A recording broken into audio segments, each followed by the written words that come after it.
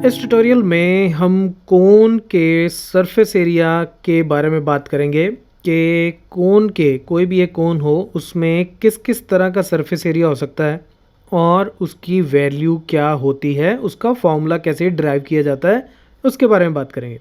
अब इस ट्यूटोरियल में हम जिस कोन के बारे में बात करेंगे वो होगा right circular cone. Right circular cone का मतलब ये है कि एक ऐसा कोन जिसकी इस टिप से अगर मैं इसके नीचे जो सर्कल बनता है इसके बेस पे, उसके सेंटर पे इस टिप से एक लाइन ड्रॉ करूं, यानी कि इस पॉइंट को और इस पॉइंट को ज्वाइन करूं, तो वो इसके बेस के ऊपर परपेंडिकुलर होती है।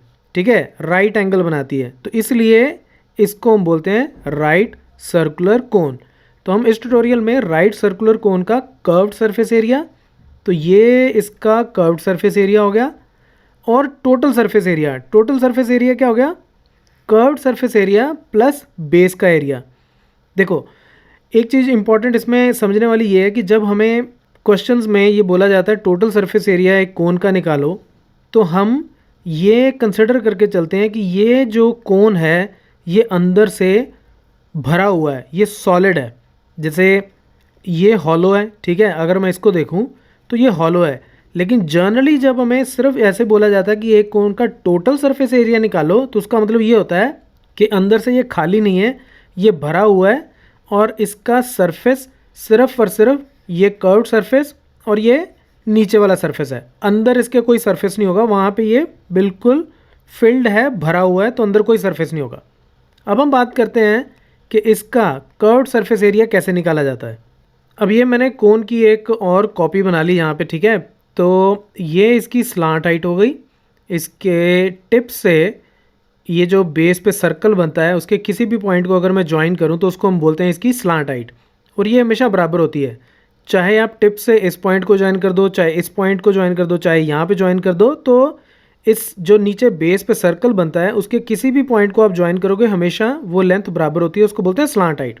ओके, नीचे जो इसके सर्कल बनता है जिसको हम इसका बेस बोलते हैं, उसका जो रेडियस होता है वो इस कोन का बेस रेडियस कहलाता है। ठीक है, तो ये कोन का बेस रेडियस हो गया। ओके, अब मैं क्या करता हूँ कि ये जो मेरे पास कोन है, ये जो कोन है मेरे पास, मैं इसको यहाँ से काट देता हूँ। ठीक है, तो ये आप यूँ समझ लो कि मैंने इसको यहाँ से काट दिया।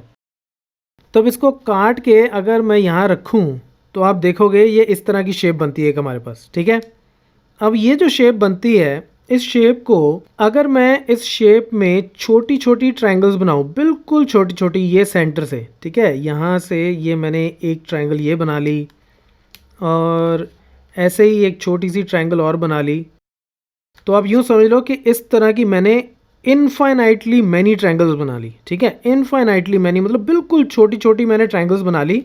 मैं थोड़ी सी और बना देता हूँ, एक दो, तो ये इस तरह से मेरे पास बहुत सारी ट्रायंगल्स हैं। अब देखो, अगर ये बिल्कुल ही छोटी सी ट्रायंगल हो, यहाँ देखने के लिए तो मैंने थोड़ी सी चौड़ी बनाई है, लेकिन आप यूँ समझ लो कि जैसे ये ट्रायंगल ले लेता हूँ मैं, ये वाली ट्रायंगल ले लेता हूँ। ठीक है, इस ट्रायंगल में इसकी ये लाइन और ये लाइन, देखो नीचे है तो कर्व्ड, दैट्स ओके, लेकिन जब मैं इसको बिल्कुल क्लोज बनाऊंगा तो वो एक तरह से स्ट्रेट लाइन बन जाएगी। राइट, ये एक तरह से मेरे पास स्ट्रेट लाइन बन जाएगी क्योंकि बिल्कुल ही क्लोज है।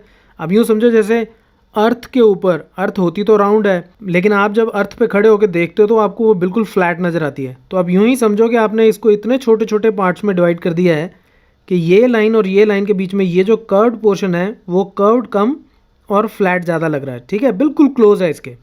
ओके, अब ये एक ट्रायंगल है अगर, तो इस ट्रायंगल के बीच में ये जो सरफेस है इसके ऊपर मैं एक परपेंडिकुलर ड्रॉ कर सकता हूँ। ठीक है, ये मैंने एक परपेंडिकुलर ड्रॉ कर लिया। ठीक है, ये बिल्कुल मिडल में से आएगा, थोड़ा इधर उधर हो गया उसको आप इग्नोर कर दो। ठीक है, तो ये मैंने एक परपेंडिकुलर ड्रॉ कर दिया इस ट्रायंगल के अंदर।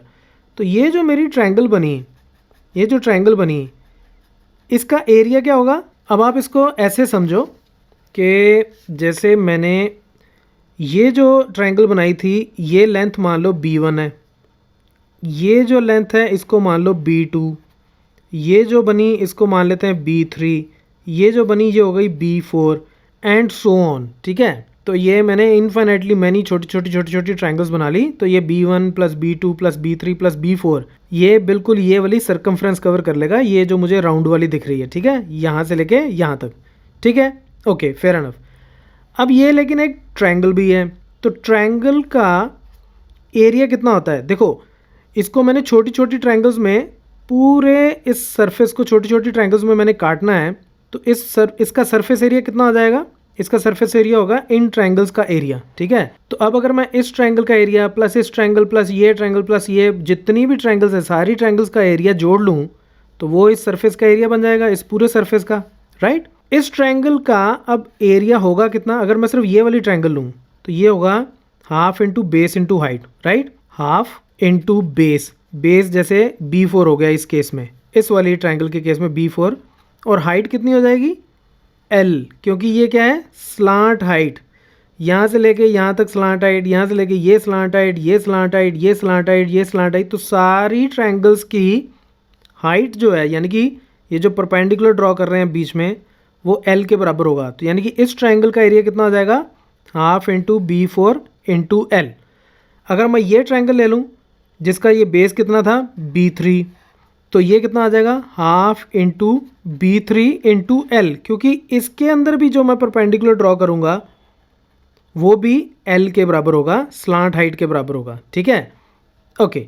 अब हम इस कॉन्सेप्ट को यूज़ करते हैं और इसका सरफेस एरिया निकालते हैं। तो अब हम कर्व्ड सरफेस एरिया जो निकालेंगे वो किसके बराबर हो जाएगा, इन सारी ट्रायंगल्स के सम के बराबर, यानी कि area of triangle 1 plus triangle 2 plus so on, ये जितनी भी ट्रायंगल्स हैं इन सब के एरिया के बराबर। और वो कितना हो जाएगा, पहली ट्रायंगल का बेस मैंने B1 माना था, ठीक है, ये B1 B2 B3 B4, तो पहली ट्रायंगल का एरिया कितना हो जाएगा हाफ इंटू बेस, बेस इसका होगा B1 इंटू L, क्योंकि L इसकी हाइट थी, अभी अभी हमने ये किया था half into base into height, और हाइट सब की L के बराबर है, प्लस दूसरी triangle half into B2 into L, इसका base B2 plus half into B3 into L plus so on, ठीक है।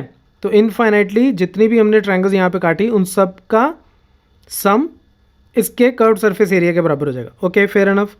अब इसमें से हाफ इंटू L तो कॉमन है, half L half L half L सब में कॉमन है, अंदर क्या बच गया B1 plus B2 plus B3 plus so on, यही बच गया अंदर, वेरी नाइस।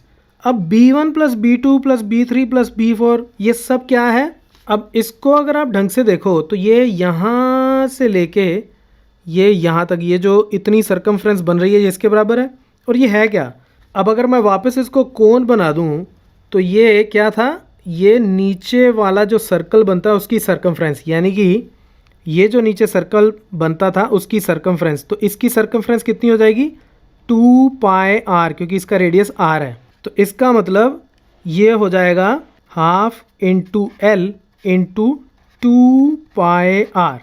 ये बात आप समझे, मैं फिर से समझाता हूँ, देखो B1 B2 B3 ये सब चीज़ें क्या थी, ये वाला जो पोर्शन है हर ट्रायंगल का इसका सम, तो ये पूरा सम जितनी भी ट्रायंगल्स हमने यहाँ पे पूरी बनानी थी उन सब के बेस को जब मैं ऐड कर लूँगा तो वो बेसिकली ये जो इसकी सरकमफ्रेंस बनती है यहाँ से लेके यहाँ तक ये इसके बराबर होगा।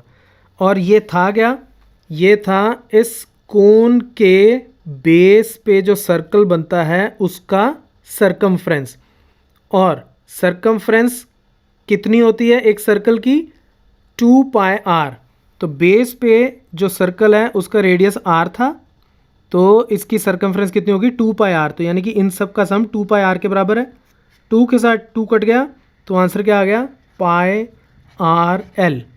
तो ये मेरा कर्व्ड सरफेस एरिया हो गया, ये जो कर्व्ड सरफेस है एक कोन का उसका सरफेस एरिया कितना आ गया पाई r l, दैट्स इट। अब हम बात करते हैं टोटल सरफेस एरिया की। अब देखो ये मेरे पास अगर कोन हो और ये इसका कर्व्ड सरफेस और उसमें मैं ये बेस का भी सरफेस ऐड कर लूँ, इसका भी सरफेस एरिया ऐड कर लूँ, तो वो टोटल सरफेस एरिया हो गया। कर्व्ड सरफेस एरिया मैंने ऑलरेडी निकाला पाई r l, और उसमें नीचे जो बेस पे सर्कल है उसका एरिया और ऐड कर लो तो वो टोटल सरफेस एरिया हो गया। और बेस पे सर्कल है और सर्कल का एरिया कितना होता है पाई आर स्क्वायर, तो उसको मैं इसमें ऐड कर लूंगा, वो टोटल सरफेस एरिया हो जाएगा। यानी कि टोटल सरफेस एरिया कोन का हो जाएगा curved surface area plus base पे जो सर्कल है उसका एरिया, बेस का एरिया। कर्व्ड सरफेस एरिया कितना है पाई आर एल, और बेस पे जो सर्कल है उसका एरिया कितना हो जाएगा, सर्कल का एरिया होता है pi R square, that's your answer. और इसको सिंप्लीफाई करना चाहते हो तो पाई और आर कॉमन है, अंदर बच जाएगा L plus R, that's your answer. तो ये फॉर्मूला होता है आपका टोटल सरफेस एरिया का। सो कर्व्ड सरफेस एरिया किसी भी कोन का पाई आर एल और total surface area pi R L plus pi R square. अब लास्ट में एक चीज़ और, अगर बाई चांस आपको ये बोला जाए कि एक कोन है जिसका बेस नहीं है तो बेस हटा दो, और वो अंदर से हॉलो है तो ये हॉलो हो गया, और इसका curved surface area find out करो दोनों तरफ से, तो एक कर्व्ड सरफेस इसका ये बन गया और एक कर्व्ड सरफेस एरिया इसका अंदर बन जाएगा। लेकिन जनरली जब आपको सिर्फ और सिर्फ कर्व्ड सरफेस एरिया बोला जाता है और कुछ और नहीं बोला जाता तो हम सिर्फ आउटर सरफेस एरिया ही कंसिडर करते हैं। तब हम ये कंसिडर करते हैं कि अंदर से कोन जो है भरा हुआ है और अंदर सरफेस नहीं है, right. So that's it from this tutorial, keep watching मैथमाफिया।